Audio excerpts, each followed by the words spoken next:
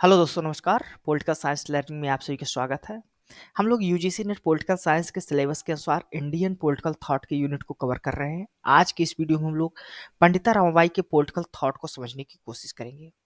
आइए सबसे पहले हम लोग देखते हैं कि इस वीडियो का कंटेंट क्या है। इस वीडियो में हम लोग पंडिता रमाबाई की शॉर्ट बायोग्राफी को देखेंगे जो उनके पॉलिटिकल आइडियाज को बहुत हद तक प्रभावित करती है।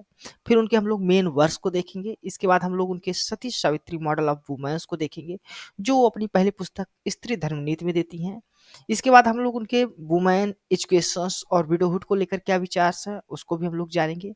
फिर हम लोग रामाबाई के पैट्रियार्की और हिंदू स्क्रिप्चर्स को लेकर क्या क्रिटिसिज्म किए गए हैं उसको समझेंगे। साथ ही हम लोग रामाबाई से जुड़े कुछ इंटरेस्टिंग फैक्ट्स को भी देखेंगे और अंत में हम लोग कुछ प्रैक्टिस एमसीक्यू भी सॉल्व करेंगे ताकि जो हमने इस वीडियो में पढ़ा है वह क्लियर हो सके और आपको एग्जाम में मदद कर सके। तो आइए हम लोग रामाबाई के सबसे पहले शॉर्ट बायोग्राफी को देखते हैं। पंडिता रामाबाई सरस्वती एक सोशल रिफॉर्मर्स और वुमेन राइट एक्टिविस्ट थी महाराष्ट्र में। इनका जन्म 23 अप्रैल 1858 को मराठी स्पीकिंग चितवन ब्राह्मण फैमिली में होता है जो एक हाई कास्ट हिंदू ब्राह्मण परिवार होता है। इनकी मदर मदर जो थी उनका नाम था लक्ष्मीबाई। इनके पिता थे अनंत शास्त्री डोगरे।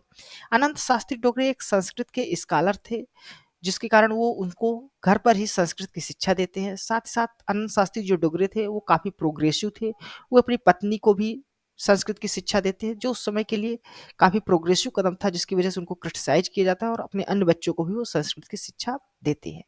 लेकिन जब ग्रेट फेमाइन आता है 1876 और 78 का, उस समय उनके पिता जो माता थे उनकी डेथ हो जाती है। साथ ही साथ उनके कुछ भाइयों की भी डेथ हो जाती है। केवल रामाबाई और उनके एक ब्रदर श्रीनिवास बचते हैं और ये जो हो तो पूरे इंडिया में ट्रेवल करके संस्कृत का जो स्क्रिप्चर्स का उनके पास ज्ञान था उसको रिसाइट करते हैं, उसका पाठ करते हैं जिसको रिकॉग्नाइज किया जाता है कलकत्ता यूनिवर्सिटी के भी द्वारा। और 1878 में उनको पंडिता की उपाधि दी जाती है। पंडिता मतलब होता है वाइज पर्सन। साथ ही साथ उनको सरस्वती की भी उपाधि दी जाती है। सरस्वती गॉडेस ऑफ लर्निंग या विजडम की देवी हैं और ये हाईएस्ट टाइटल होता है संस्कृत लर्निंग के लिए जो उनके संस्कृत के जो वर्क्स है उनके नॉलेज है उसको रिकॉग्नाइज करता है। 1880 में पंडिता रमाबाई अपनी मर्जी से बिपिन बिहारी मेधावी से शादी करती हैं और वो भी 22 साल की उम्र में। उसमें चाइल्ड मैरिज का जो है तो दौर था जिसकी वजह से उनको 22 साल की एज में शादी करने के लिए क्रिटिसाइज भी किया जाता है। साथ साथ ये जो बिपिन बिहारी मेधावी थे ये लोअर कास्ट से बिलोंग करते थे, शूद्र कास्ट से बिलोंग करते थे और पंडिता रमाबाई हायर कास्ट से बिलोंग करती थी जिसकी वजह से भी इनके मैरिज को काफ़ी क्रिटिसाइज किया जाता था। बिपिन बिहारी मेधावी प्रोफेशन से एक लायर थे और साथ साथ एक टीचर्स के रूप में भी वो कार्य कर रहे थे। इनसे एक पुत्री का जन्म होता है 16 अप्रैल 1881 का जिसका नाम वो मनोरमा रखते हैं। इनके शादी के 2 वर्ष बाद यानी 1882 को इनके हस्बैंड की डेथ हो जाती है और ये बंगाल को छोड़कर पुणे में चली जाती हैं। पुणे में जाकर वहाँ पर वो आर्य महिला समाज की स्थापना करती हैं 1882 में। इस जो आर्य महिला समाज था उसका जो उद्देश्य था वो वुमेन एजुकेशन को प्रमोट करना था। साथ ही साथ जो चाइल्ड मैरिज हो रही थी उनको रोकने का प्रयास करना था। इसके अलावा रामाबाई जो है तो हंटर कमीशंस के सामने 1882 में नेटिव एजुकेशंस पर भी फोकस करती हैं, फोर्स देती हैं, अपनी वकालत करती हैं और कहती हैं कि जो भारत है उसमें वुमेन्स टीचर्स और डॉक्टर्स की कमी है जिसके कारण महिलाओं को शिक्षा नहीं मिल पाती और महिलाएं पुरुष डॉक्टर से अपने से अच्छे से इलाज भी नहीं करा पाती। इसलिए जो है तो भारत में महिला टीचरों यानी शिक्षकों और डॉक्टर्स की बहुत ही आवश्यकता है। ये हंटर कमीशंस के सामने वो अपने विचार रखते हैं। इसके अलावा इसके बाद जो है तो पंडिता रामाबाई जो है तो इंग्लैंड चली जाती हैं 1883 में अपने मेडिकल एजुकेशंस के लिए। ये जो इनको भेजा जाता है वो क्रिश्चियन मिशंस की सहायता से वहाँ पर वो जाती हैं और यहाँ पर जाकर वो इंग्लैंड में जाकर वो जो जो क्रिश्चियन मिशनरी सिस्टर्स और नर्स थी उनको वो मराठी लैंग्वेज सिखाती हैं जो यहाँ पर आकर कार्य करना चाहती है। साथ ही साथ पंडिता रामाबाई वहाँ पर जाकर क्रिश्चियनिटी को भी अडॉप्ट कर लेती हैं क्योंकि वो हिंदू धर्म में जो है महिलाओं के साथ किस प्रकार व्यवहार किया जाता था, उनको किस प्रकार से लोअर स्टेटस मिला हुआ था समाज में, तो उसके वजह से वो क्रिश्चियनिटी को अडॉप्ट करती हैं और मैरी रामा बन जाती है। लेकिन वास्तव में ना तो वो इस नाम को अपनाती है ना तो वहाँ के क्रिश्चियनिटी का रहन सहन वेशभूषा को ही वो अपनाती, वो एक भारतीय नारी बनकर वहाँ भी रहती हैं। इसके बाद पंडिता रमाबाई 1886 में यूएसए में विजिट पे जाती है और वहाँ पर जाकर वो अमेरिकन रमाबाई एसोसिएशन की स्थापना करती है बोस्टन में और इसकी एक वो शाखा भी खोलती है सैन फ्रांसिस्को में। ये जो एसोसिएशंस होता है ये पंडिता रामाबाई को एक सेकुलर रेसिडेंशियल स्कूल जो विधवा महिलाओं के लिए पंडिता रामाबाई खोलना चाहती हैं उसको फाइनेंशियल सपोर्ट करने का भी प्रॉमिस करता है अगले 10 वर्षों के लिए। तो अमेरिका से लौटने के बाद भारत वो 1889 में शारदा सदन की स्थापना करती हैं चौपट्टी मुंबई में। ये जो शारदा सदन था ये स्पेशली विडो महिलाओं के लिए था। बाद में इस शारदा सदन को पुणे में मूव कर दिया जाता है। इसके अलावा पंडिता रामाबाई जो थी वो इंडियन नेशनल कांग्रेस को भी अटेंड करती है 1889 में, और साथ ही साथ जो थर्ड नेशनल सोशल कॉन्फ्रेंस होता है 1889 का उसमें भी वो पार्टिसिपेट करती है। तो यह दिखाता है कि जो पंडिता रामाबाई थी उस समय के सोशल और पॉलिटिकल रिफॉर्म से अपने आप को जोड़कर रखना चाहती थी। 1897-98 का जब फेमाइन आता है उसमें भी वो एक्टिव रूप से पार्टिसिपेट करती हैं और एज ए सोशल वर्कर वो कार्य करती हैं और जो भी अफेक्टेड वुमेन्स और चिल्ड्रन हैं उनको मदद करने की कोशिश करती हैं। इसके अलावा वो एक मिशंस की भी स्थापना करती हैं जिसका नाम होता है मुक्ति मिशंस, खेड़ेगांव नियर पुणे में 1898 में। ऐसी मुक्ति मिशंस वो और शारदा सदस्य जो अब धीरे धीरे उसका प्रभाव कम हो रहा था या अच्छे से कार्य नहीं कर पा रहा था उसको मर्ज कर देती हैं मुक्ति मिशंस के साथ, और वो अपने मृत्यु तक यानी 1922 तक एज ए क्रिश्चियन मिशनरी के रूप में कार्य करती रहती हैं। पंडिता रामाबाई को कैसर ए हिंद गोल्ड मेडल भी दिया जाता है British colonial government of India के द्वारा उनके कम्युनिटी सर्विस के लिए 1919 में। इसके अलावा 26 अक्टूबर 1989 को भारत सरकार के द्वारा उनके लिए एक स्मारक डाक टिकट यानी कमरेटिव स्टैंप जो है तो जारी किया जाता है। वो जो है तो उनके जो इंडियन वुमेन्स के लिए एडवांसमेंट के लिए उन्होंने जो कार्य किया था उसको वह रिकॉग्नाइज किया जाता है इसके द्वारा। अब आइए हम लोग पंडिता रामाबाई के जो मेन वर्क्स हैं उसको देख लेते हैं। उन्होंने सबसे पहले लिखा स्त्री धर्मनीति 1882 में जो उनकी पहली पुस्तक थी। इसके अलावा जो जिस पुस्तक से उनको प्रसिद्धि मिली वो थी the high caste Hindu women 1887 में यूएसए में लिखती हैं। इसके बाद the cry of Indian women's भी वो लिखती हैं। वो इंग्लैंड प्रवास के दौरान इंग्लैंडचा प्रवास यानी वोएज टू इंग्लैंड भी लिखती हैं। ये बुक जो है तो मराठी में पब्लिश होती है और इसको फर्स्ट ट्रेवलॉग माना जाता है मराठी लैंग्वेज में लिखा हुआ। इसके अलावा ये ट्रांसलेट करती हैं बाइबिल को अपने मदर टंग मराठी में, ओरिजिनल इसकी जो लैंग्वेज हिब्रू ग्रीक है उससे। इसके अलावा ये लिखती हैं यूनाइटेड स्टेट्स की लोक स्थिति एनी प्रवास वृत्त यानी the people of the United state, ये भी एक ट्रेवलॉग होता है जो वो 1889 में लिखती हैं। और ये लास्ट में लिखती हैं a testimony of our inexhaustible treasure 1907 में। ये जो बुक है जो पंपलेट के रूप में प्रकाशित होती है। अब आइए हम लोग सती सावित्री मॉडल जो पंडिता रामाबाई ने दिया था महिलाओं के लिए उसको देख लेते हैं। तो पंडिता रामाबाई जो है तो स्त्री धर्मनीति अपनी पहली पुस्तक लिखती हैं। उसमें वो सती जो प्रथा थी उस समय की प्रचलित उसको सपोर्ट करती है, साथ साथ महिलाओं को एडवाइस देती है, सलाह देती है को किस प्रकार अपने आप को एजुकेट करें और एक कैसे जो है तो आदर्श पत्नी बनकर रहें उस बारे में, यानी सती सावित्री जो मॉडल है उसको वो प्रस्तुत करती हैं।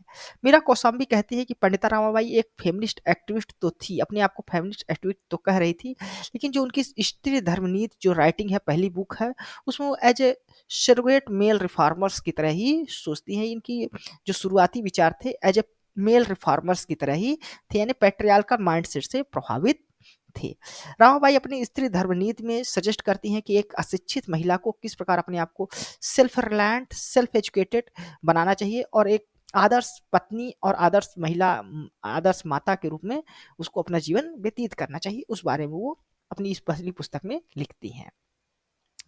अब हम लोग पंडिता रामाबाई के वुमेन एजुकेशन को लेकर क्या विचार है उसको देख लेते हैं। पंडिता रामाबाई को चैंपियन माना जाता है वुमेन एजुकेशन का मॉडर्न इंडिया में। वो हंटर कमीशन के सामने भी नेटिव एजुकेशन पर जोर देती हैं और कहती हैं कि भारत में वुमेन टीचर्स और डॉक्टर्स की काफ़ी कमी है, तो जिस कारण महिलाएं जो है शिक्षित नहीं हो पाती, इसलिए महिला जो टीचर्स और डॉक्टर्स हैं उनकी कमी को पूरा किया जाना चाहिए भारत में। साथ ही साथ वो एडवोकेट करती हैं, उनका कहना है, सलाह देती हैं कि जो वुमेन एजुकेशन होता है वो एज ए मीन्स होता है एम्पावरमेंट का। वुमेन जो महिलाएं हैं उनके सशक्तिकरण का एक माध्यम होता है एजुकेशन। उनका मानना था कि एजुकेशन के द्वारा महिलाएं जो है तो सेल्फ सफिशिएंट बनती हैं, इकोनॉमिकली इंडिपेंडेंट बनती है और सोशली जो है तो वो अवेयर रहती हैं। इसके लिए रामाबाई ने कुछ इंस्टीट्यूशंस की भी स्थापना की, जैसे शारदा सदन हो गया, आर्य महिला समाज हो गया। इसका जो उद्देश्य होता था महिलाओं को एजुकेशन करना था, साथ साथ जो महिलाएं हैं, विडो हैं या सोसाइटी के द्वारा अप्रेस्ड किए गए हैं उनको जो है तो सपोर्ट करना था। ये उनके इंक्लूसिव एजुकेशन को लेकर क्या विचार थे वो उसको वो दिखाता है। अब हम लोग पंडिता रमाबाई के विडोहुड को लेकर देख क्या विचार है, यानी विधवा महिलाओं को वो किस प्रकार देखती हैं। पंडिता रमाबाई का मानना है कि अगर किसी महिला की पति की जो है तो किसी मिसफॉर्च्यून्स की वजह से डेथ हो जाती है, तो उसका जो विडो के रूप में यानी विधवा के रूप में जो जीवन होता है वो मौत से भी बदतर होता है। पंडिता रमाबाई कहती हैं कि एक जो विधवा महिला होती है उससे एक्सपेक्ट किया जाता है कि वो अपने जो सर के बाल हैं उसको मुड़वा लें, save their heads, wear white sari, अपने जो हो तो वो वाइट साड़ी, सफ़ेद साड़ी पहने, स्लीप ऑन द फ्लोर, फर्श पर उसको सोए, उसी ऐसे एक्सपेक्ट किया जाता है। उसको इतना ही भोजन दिया जाता है ताकि वो सर्वाइव कर सके, and avoid any auspicious public function, और कोई भी अगर शुभ कार्य हो रहा है तो उससे उसको दूरी बनाकर रखने को कहा जाता था।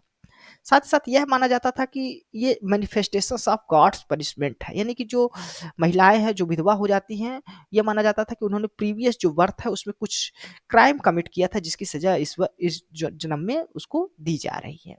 साथ ही साथ उस समय में वो जो विधवा महिलाएं थी उनका क्लासिफिकेशंस भी देखती हैं समाज में किस प्रकार है, यानी कि कुछ ऐसी विधवा महिलाएं होती थी जिनके बच्चे होते थे और वृद्धावस्था में उनकी डेथ होती थी, उसको बहुत बुरा नहीं माना जाता था। फिर अगर ओल्ड अवस्था में जाके कोई विधवा होती हैं तो उसको भी कुछ हायर स्टेटस के साथ देखा जाता था। लेकिन ऐसी महिलाएं जो केवल एक डॉटर्स के साथ विडो हो जाती हैं या चाइल्ड विडो जो है, कुछ बच्चों के साथ यंग एज में अगर कोई डेथ जो है तो विधवा हो जाती हैं, या बिना बच्चे के जो है अगर कोई विधवा हो जाती है तो उसको अलग स्टेटस के साथ देखा जाता था। तो इस प्रकार हायर से लोअर स्टेटस में क्लासिफाई भी किया गया है विडो को, ठीक है, विधवा महिलाओं को। अब हम लोग देखते हैं क्रिटिसिज्म ऑफ पैट्रियार्की, यानी पंडिता रमाबाई ने पैट्रियार्की को किस प्रकार क्रिटिसाइज किया है। पंडिता रमाबाई को पायनियर माना जाता है फेमिनिस्ट थॉट का, जो उस समय की जो 19th सेंचुरी इंडियन कॉन्टेक्स्ट में उनको एक रेडिकल फेमिनिस्ट के रूप में देखा जा सकता है, क्योंकि उस समय पर जो जिस समय ये विचार लिख रहे थे उस समय इस तरह का कोई भी नहीं सोचता। पंडिता रमाबाई का मानना है कि जो हिंदुइज्म है उसमें जेंडर स्पेसिफिक बहुत सारे सोशल इविल्स पाए जाते हैं और वो इसके खिलाफ रिवोल्ट करती हैं। पंडिता रमाबाई फोकस करती है कि किस प्रकार जो स्ट्रक्चरल इनइक्वालिटीज है और सर्कमस्टेंसेस डिसबिलिटीज है महिलाओं के साथ, जो महिलाएं एक्सपीरियंस करती हैं, उसको किस प्रकार से दूर किया जाए, रिमूव किया जाए। उनका बिलीव था, उनका मानना था कि जो जेंडर बेस्ड सेग्रीगेशन है महिलाओं से संबंधित, वो उनके डोमेस्टिक स्पेस की वजह से है, क्योंकि उनको महिलाओं को चार दीवारी में रखा जाता है, उनको एज ए पत्नी, एज ए बहन और माता के रूप में जीवन व्यतीत करना पड़ता है, उनको चार दीवारी से बाहर नहीं रखा जाता। और उसमें भी जो हाई कास्ट की महिलाएं हैं उनको ज़्यादा ऑपरेशन झेलने को मिलता है उनके सेक्सुअल, रिप्रोडक्टिव और होम मेकिंग रोल्स की वजह से, जो उनके सेल्फ एक्चुअलाइजेशन की जो अपॉर्चुनिटी है उससे भी वो डिप्राइव कर दिया जाता है। पंडिता रमाबाई साथ साथ यह भी लिखती हैं कि जो मैरिड वुमेन्स है उनको समाज में हायर स्टेटस मिला हुआ था, उनको सौभाग्यवती माना जाता था। जो पैट्रियार्कल सोसाइटी स्ट्रक्चर है हिंदू सोसाइटी में उसको उनको हायर स्टेटस, वहीं पर ऐसी महिलाएं जिनके कोई बच्चे नहीं होते थे या केवल डॉटर्स या महिला केवल पुत्रियां होती थी, या जो विडो वुमेन्स होती थी, विधवा महिलाएं होती थी, उनको समाज में इन्फीरियर ट्रीट किया जाता था, उनका जो स्टेटस था वो लोअर था सोसाइटी में। साथ ही साथ वो चाइल्ड मैरिज जो था उसको भी वो क्रिटिसाइज करती हैं, वो कहती हैं कि चाइल्ड मैरिज की वजह से एक जो महिला है उसके फिजिकल और मेंटल जो ग्रोथ है उसको डिनाई कर दिया जाता है, उससे उसको रहित कर दिया जाता है, उसका जो फिजिकल और मेंटल ग्रोथ नहीं हो पाता एक चाइल्ड मैरिज की वजह से एक महिला का। साथ ही साथ वो मैरिज को एज ए डिनाइड मानती हैं इक्वलिटी और प्रॉपर्टी राइट से भी, यानी कि उनके जो प्रॉपर्टी और इक्वलिटी राइट है उसको भी छीन लिया जाता है शादी के द्वारा, क्योंकि ये पैट्रियार्कल सोसाइटी है और इसके द्वारा उनकी जो स्पिरिट होती है महिलाओं की उसको भी क्रस्ट कर दिया जाता है। अब हम लोग देखते हैं पंडिता रमाबाई के क्रिटिसिज्म ऑफ हिंदू स्क्रिप्चर्स को लेकर क्या उनके विचार हैं। तो पंडिता रमाबाई जो थी वो हिंदू पुराण्स को पढ़ती हैं, हिंदू लॉ जो होते हैं यानी धर्मशास्त्र उसकी बुक को खरीदती हैं, उसको पढ़ती हैं और वो पाती हैं कि इसमें बहुत सारे कंट्राडिक्टरी विचार देखने को मिल रहे हैं। वो अपने शब्दों में लिखते हैं कि what one book said was most righteous the other book declare as a being unrighteous, यानी एक पुस्तक में जिस चीज को बहुत ही धार्मिक बताया गया है उसी चीज को देखा जाए तो दूसरी पुस्तक में अनराइचियस बताया गया, अधार्मिक बताया गया है। साथ ही साथ वो हस्बैंड को एज ए गॉड मानने से भी रिफ्यूज कर देती हैं, एक्सेप्ट करने से मना कर देती हैं। उनका मानना है कि अगर कोई भी जो हस्बैंड है वो रॉस्ट से सिनर है, पाप करने वाला है, क्राइम करने वाला है, तो उसको उसकी पत्नी जो है तो एज ए ईश्वर या गॉड के रूप में क्यों देखिए। वो कहते हैं कि इस प्रकार का जो बनाया गया है वो स्क्रिप्चर्स के द्वारा बनाया गया, जो हिंदू धर्म ला है, हिंदू ला है, उसके कारण है। उसका मानना था कि हिंदू धर्म ला में वुमेन्स को बताया गया है कि अगर वो अपने पति को, हस्बैंड्स को गॉड के रूप में नहीं देखती तो उसके लिए जो स्वर्ग के रास्ते हैं, द्वार हैं, वो भी बंद हो जाते हैं। ऐसा हिंदू स्क्रिप्चर्स में कहा गया है पंडिता रमाबाई के अनुसार। सम इंटरेस्टिंग फैक्ट्स भी देख लेते हैं पंडिता रमाबाई से जुड़े हुए। Pandita Ramabai first Indian women's थी जिनको पंडिता और कैसर ए हिंद के मेडल्स जो है तो दिया गया था। फर्स्ट पंडिता का टाइटल और कैसर हिंद जो गोल्ड मेडल है ब्रिटिश कॉलोनियल गवर्नमेंट के द्वारा दिया, तो फर्स्ट इंडियन वुमेन्स है। साथ ही साथ ये फर्स्ट इंडियन वुमेन्स हैं जिनकी बुक जो है तो पब्लिश होती है यूएसए में इंग्लिश लैंग्वेज में। साथ साथ ये फर्स्ट वुमेन फेमिनिस्ट है मॉडर्न इंडिया की। इनको फर्स्ट इंडियन फेमिनिस्ट भी माना जाता है, जिनको जो सपोर्ट मिला था वेस्टर्न वर्ल्ड से, उनके जो बहुत सारी कई सारी सोसाइटीज इस्टेब्लिश की थी उनकी मदद के लिए, और उनके जो बुक्स हैं, लिटरेचर हैं, उसके लिए भी।